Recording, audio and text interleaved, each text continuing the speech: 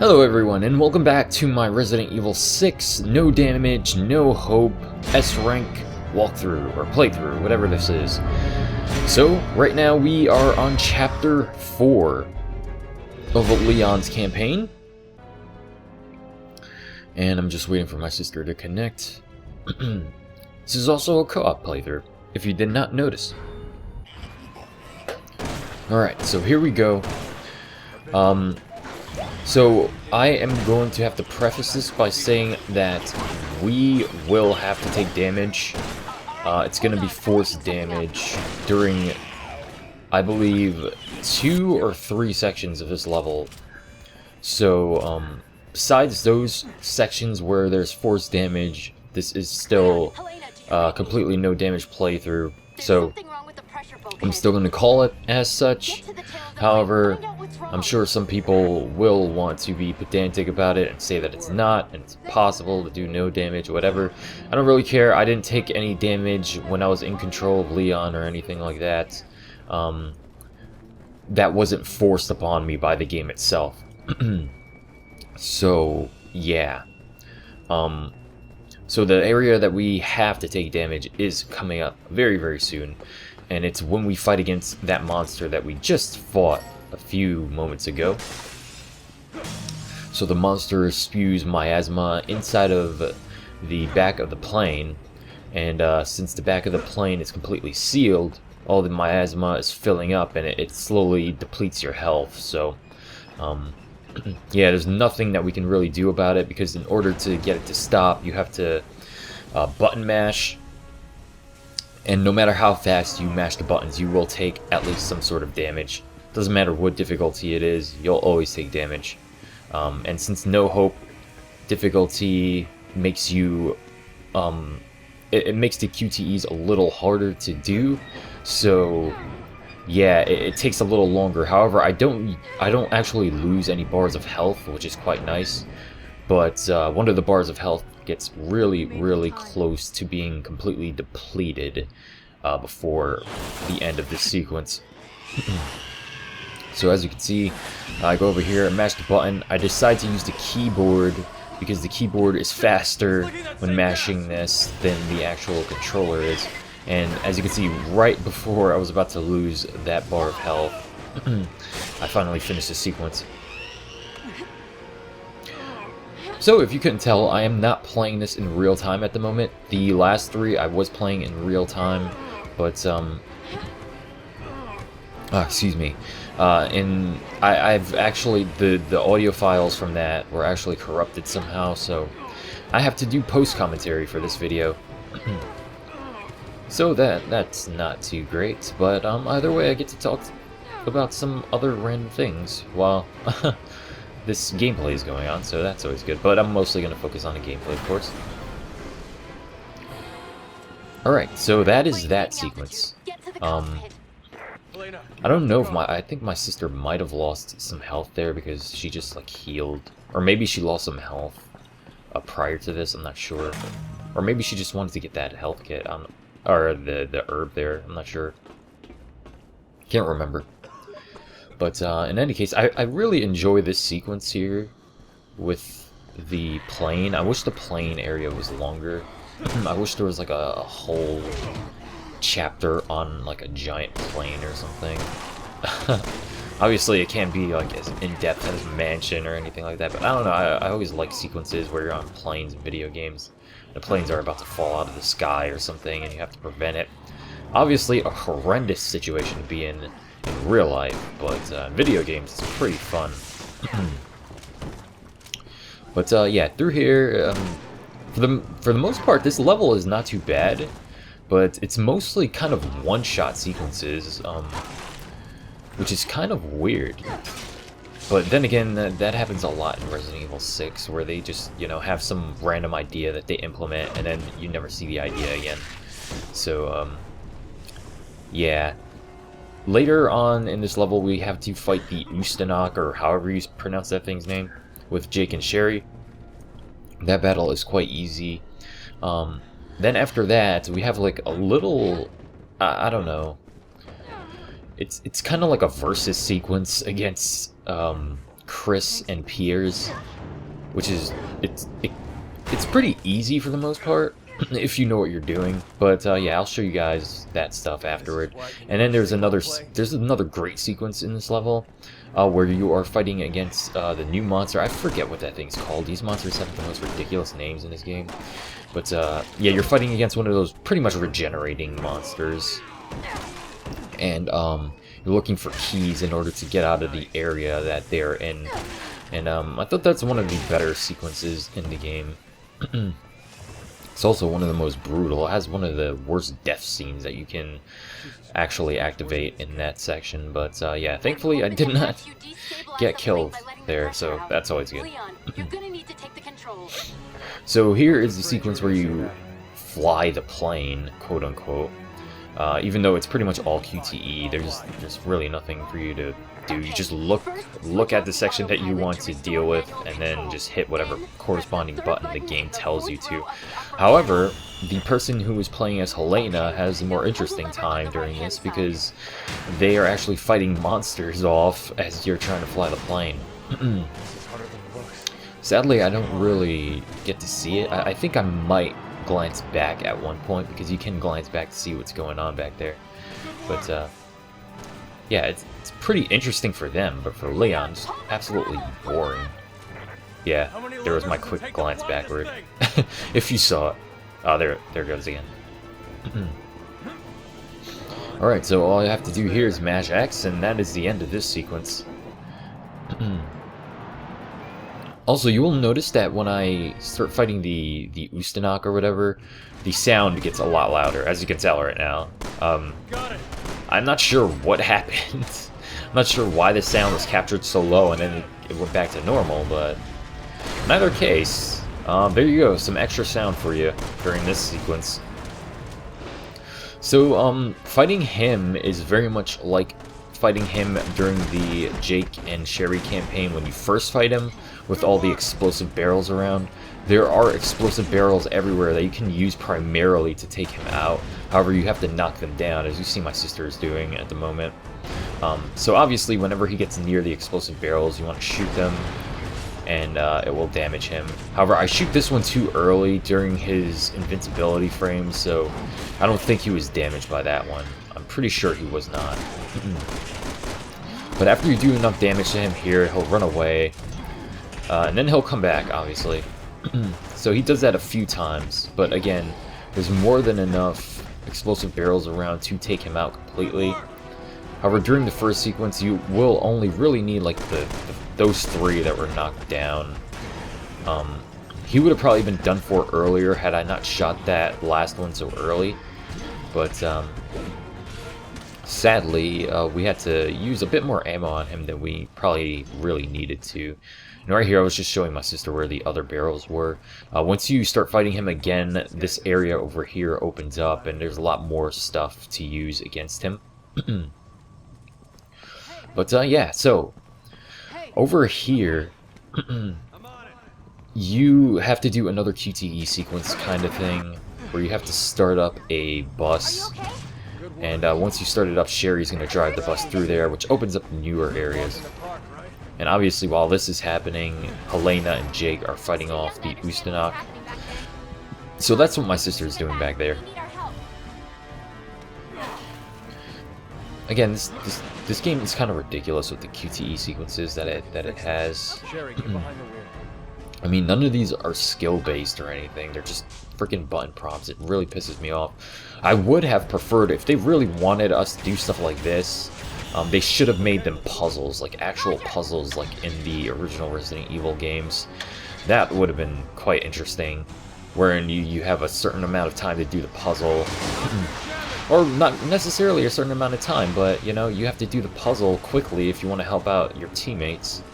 So I think that would have been far better to do, because most of the puzzles in this game consist of pulling switches and killing random enemies, so yeah, nothing too mind-numbing here. Actually, plenty of things too mind-numbing. Nothing too challenging. So there's a few of these lifts here that you can hit. You'll hit the button and you'll be able to climb up in order to push down more explosives. So, yeah, that's what I'm doing here. There's 3 on this area, I think. And then I think there's 1 on that area where he is right now. Actually, there's 4 on here. I think there's 4. I don't know. I can't really tell right now. But right now I'm waiting for him to come over here so I can blow him up.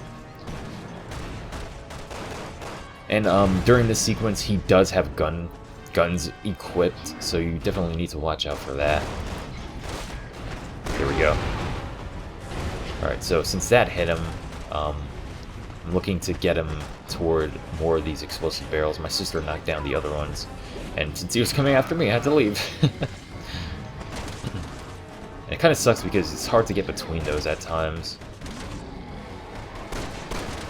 But, yeah, so I'm trying to lure him toward me, but apparently he's focused on my sister at the moment. But thankfully, she was going around the right way in order to lure him into some barrels. And there we go. Thank you.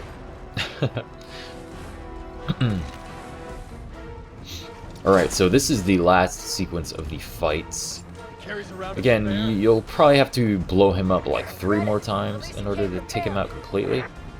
But again, it's not too bad, but I would not suggest using your actual ammo to take him out because it is a waste of ammo in my view, especially on no hope difficulty, because enemies take quite a lot of damage, especially, well, bosses take a lot of damage. Enemies aren't too bad, but the bosses will pretty much level all of your ammunition, or whittle down all of your ammunition, so especially in this level, which is pretty much all boss battles, you definitely have to conserve your ammunition, which is why I'm just using the pistol here.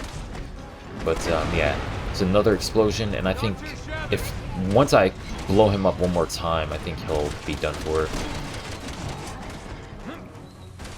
But yeah, when I first played this game, I actually didn't know that this area existed until I played the higher difficulties. I was like, holy shit, there's a huge area back here that opened up.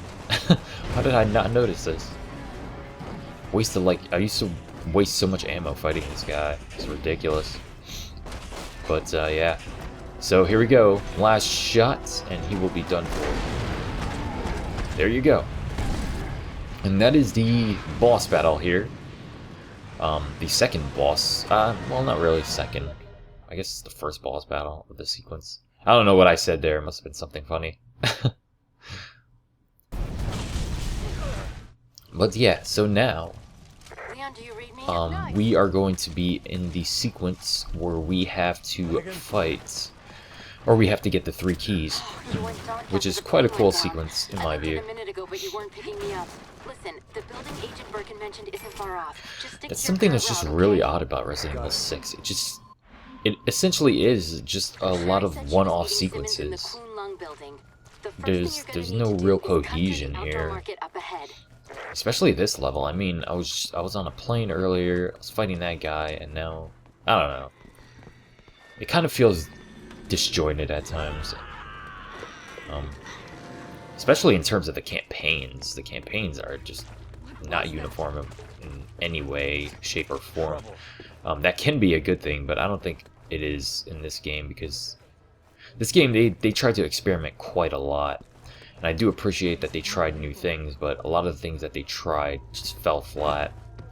And something that is just really stupid is the tripping. I just can't get over why they would put that tripping animation. It's so stupid. Every time you put tripping in a video game, it sucks. Super Smash Bros. Brawl, it sucked to trip. In this game, it sucks to trip. I mean, thankfully, it doesn't hinder you too much in this game as opposed to in Smash Brothers, where it's just rage-inducing when you tripped. But yeah, it's just still a stupid little addition that was unnecessary. We don't need our characters to be tripping over things as we're running. I mean, Jesus Christ. 3 separate locks. Jesus. All right, let's just figure out a way to open it. All right, so those are the locations of the 3 locks, and this is the new enemy. This is one of the coolest enemies in the game. In my opinion, I think it's really interesting. Again, it's kind of a new take on the Regenerator. But the only thing is, these things can't be killed. which is kind of stupid. I wish they could be killed, because they'll continuously come at you no matter what. It's really annoying. But again, I still find them to be pretty interesting enemy types.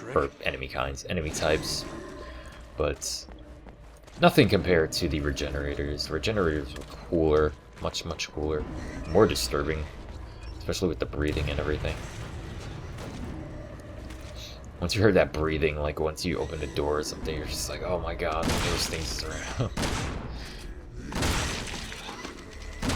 You really do need to watch out with these guys too. Sometimes they glitch out. Every so often, they'll just go invincible for no reason. One time I was like shooting at the hands. Actually, this is it. I was shooting at the freaking hands, and hands were like invincible here. Usually when you shoot at the hands, they just fly backward. But the thing is, I believe that the game thought that the hands were still attached to him, because when I shot the body, the hands just automatically got sucked into the character model. So I don't know, it was kind of weird, because when I was shooting at the hands, it was like I was shooting at the torso. But yeah, that's just one of the weird quirks about those enemies, and about this game in general. This game has a lot of really strange quirks to it. Alright, so in order for her to get the second key, she needs my help, which is why I'm going over here. Usually once you do this sequence, one of those things comes at you, which is why I'm placing the mine there. Or the explosive. It's not really a mine, it's an explosive. But yeah, so I'm just waiting for him to show up. And once he does, I'll blow him up. And yeah, and there's an awesome animation for Leon there.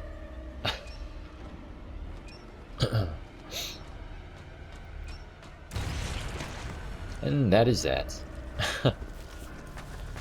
So she is going to need she's gonna need my help again to open a certain door, I believe.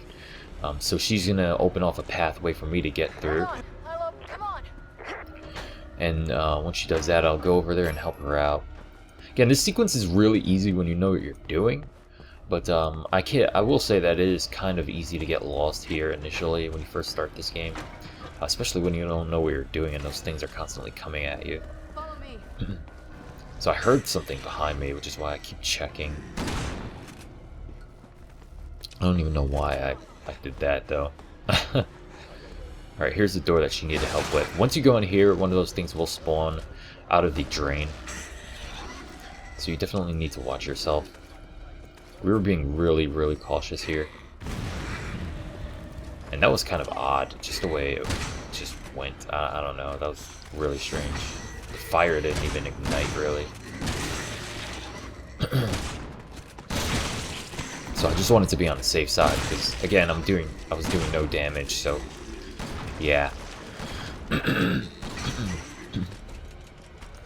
So, for anyone wondering, the other area where you are forced to take damage is during the boss battle with Simmons. There are two sequences, or two attacks that he does, where he smashes at the train.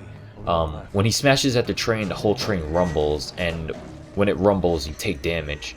It doesn't matter if you dodge, like I air dodged, and I still took damage from it. And he does it 2 times during the battle, so those are the 2 other instances where I take damage.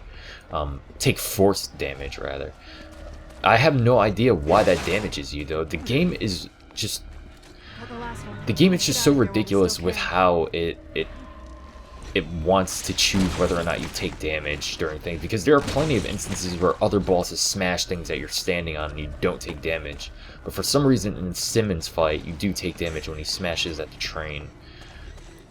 It's just so erratic, such erratic design choices in this game. I don't get it.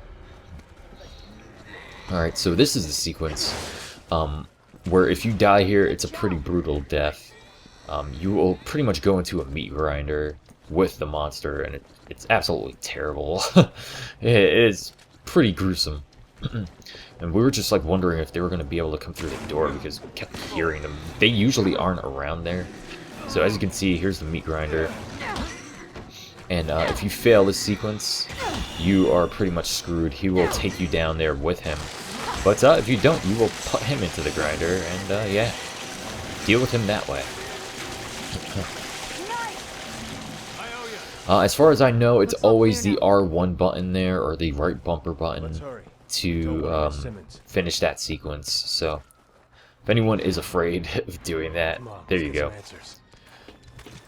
Okay, so, excuse me, this is the section where we have to pretty much compete with Chris and Piers. We've got to make it to that elevator. Run! It can be a bit annoying. However, if you do not beat them, there's like 2 instances where you have to compete with them. This is the first one where you have to dodge the lasers and destroy the electric things on the door before they do. If you do so, then you'll get through here first and go onto the elevator before they do, and you'll be able to get some treasure and stuff like that. If you fail, you won't get any treasure or anything, and yeah, you'll have to take the long way up. You'll have to take the stairs. However, if you do not beat them in the second sequence, you will take damage, because the clone Ada thing or whatever, she makes the room electrified and electrocutes you. So yeah, if you're doing no damage, you definitely don't want that to happen. If you're playing this in general, you don't want that to happen. That's one of the many reasons that I turn off the online things, because if you're doing this with other people, it can be really irritating. Like, the other 2 people will be competing with you here. It's an interesting idea, but I think it's unnecessary overall. I think a lot of the 4-player sequences were very unnecessary. They could have been cool, but I don't know. I'd rather there be... I'm okay with 2 characters in Resident Evil, but when it's like 4 players, just like, yeah, this is too much. Unless it's like Mercenaries or something like that. I wouldn't mind if that was 4 players. That would be okay. But for the main campaign, I think 2 players is max for Resident Evil. Just in my view. 1 player is ideal, but I do like the option to play through on co-op. So maybe single-player campaign that can be played on co-op, if you'd like. Sort of akin to Dead Space 3. But, alright, so this is the second sequence. A bunch of these little drones will be spawning. In order to deal with them, you're going to want to shoot them back toward Piers and Chris. If Piers and Chris, or if you don't shoot them, they're going to be swarming you. So you want them to be swarming Chris and Piers, as opposed to Leon and Helena. So the best way that I find to go about this is to use the machine gun, because the machine gun has a pretty good amount of ammo, and a pretty good amount of ammo in the chamber, rather, or in the clip. And that will help you out. You won't need to reload as often, because every so often when you reload here, you will get swarmed by these things. So reloading as little as possible here is definitely the way to go. And while you're doing that, your partner can mess with the puzzle thing or whatever that is. I've never done that myself, so I have no idea what she's doing there, because I'm always the one protecting her from these drones. These drones are the worst. I detest them with a passion. Alright, so she did it. Let's go after her. Alright, so once we go through here, you're going to hear it happen when they get electrocuted. There it goes. So that is the damage that we would have taken had we not been able to do that before Chris and Piers did. Again, it's kind of a pain. I do not like that sequence at all. It's really annoying to me. And yeah, I don't know. I don't like fighting freaking drones in Resident Evil. I mean, Jesus. I play Resident Evil to fight bioweapons. I don't play it to fight freaking mini drones with landmines attached to them. It's ridiculous. But yeah, so in this sequence is pretty... It's pretty innocuous overall. I mean, you're just chasing after the fake Ada, so whatever. And spoilers for anyone who's never played the game, that's a fake Ada. It's a clone. It's pretty obvious that she's a clone, because since when does Ada wear blue? I mean, Jesus. So, once we are done with this sequence, I believe we will be on the Simmons boss battle. Which is one of my favorite boss... incidentally, it is one of my favorite boss battles in the game, even though I am forced to take damage. I think it's one of the cooler looking. I really love, you know, the train sequence and all that kind of thing. It's really reminiscent of Resident Evil 2 kind of stuff. But again, it's not as well refined as, you know, Resident Evil 2 was, but I don't know, it's just a cool looking sequence in my view. Leon, are you really sure you're okay with this? Nope, no I am not. Target is Simmons. Always has been. And of course, using the machine gun there is quite ideal, again, because you get machine gun ammo here, usually. Again, the ammo drops are randomized, but for the most part, they do give you what you need, so... Let's go get this son of a bitch. Hey, watch your language, Helena. Jesus. This is a child's program. Hey! Alright, so, yeah, I'm pretty sure that this is the Simmons boss battle. And during this sequence, I don't know what was happening, my controller kept acting up. So it kept switching back to the inputs of the keyboard, and I had to switch it back to the controller. It's kind of annoying at times. But yeah, so you guys are going to see the two sequences where I have to, where the game forces me to take damage. You will see that I dodge.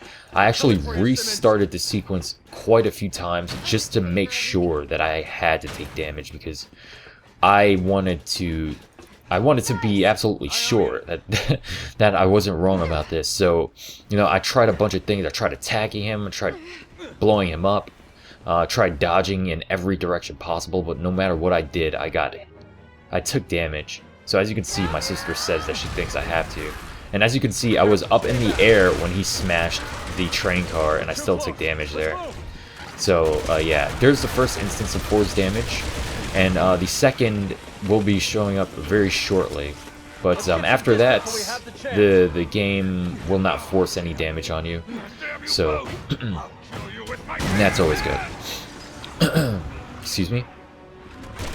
But yeah, I love this sequence right here. It's just so cool looking. Like the train getting destroyed slowly, and you're just fighting this monster through the train cars and everything. But yeah, so he's gonna smash the train car again very soon. Once he does that, I'm gonna be forced to take some more damage. You'll see me in the air again because I made sure to jump in the air to show you guys. So again, I took damage, even though I really did dodge the attack. So yeah, I dodged the attack both times just to make sure. But that is what the game forces upon you, so there's nothing that you can do. If you guys can show me that it's possible to dodge that somehow, be sure to tell me. I even tried like running to the opposite direction of the train. Like I was thinking maybe it's like a radial based attack, so maybe if I move outside of its blast radius or something, I will be able to, you know, avoid the damage somehow. But I still took damage. I was on the other side of the train car and I took damage, so it doesn't matter where you are, you'll take the damage from it. So right here, we're trying to get on both sides of the enemy. That's the best way to take him out. Have one character on one side, and make sure that you're on the other side, and yeah, you will be good. Once you see him do this, start doing the melee attack sequence. Very easy. It's pretty satisfying as well, I have to say. This is one of the QTE button mashing sequences that I like doing. Just punching buttons just to beat the hell out of people. That's always good. But yeah, when you're in between, or when he's in between the both of you, he never knows which way to go, especially when you're both bombarding him with weapon fire. So yeah, it makes the battle very easy. He won't really attack you very much. And again, I'm just trying to stagger him so I can just beat him down. So after you do this about twice, I believe that the next phase of the battle begins. And my sister is just, Jesus, she's just unloading on this dude. God damn. Oh, okay, well, I guess it's a little long. No, he's gonna jump off the train, I believe. Is he?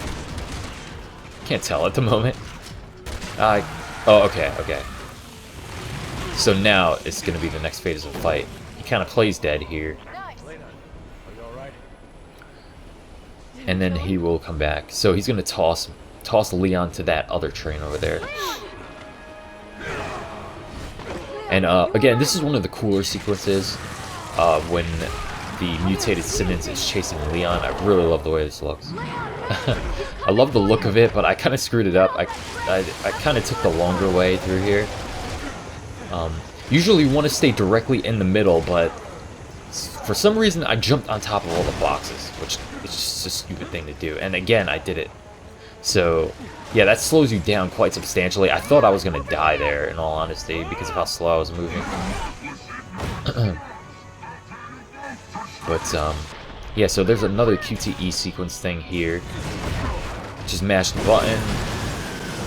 And, pretty much the second final phase of the fight begins. It's not too bad. Again, you can use the train car's seats as cover here. There's plenty of ammo as well. I would advise everyone to use the Magnum here if you conserve your ammo during the levels prior to this, because it makes this very, very simple.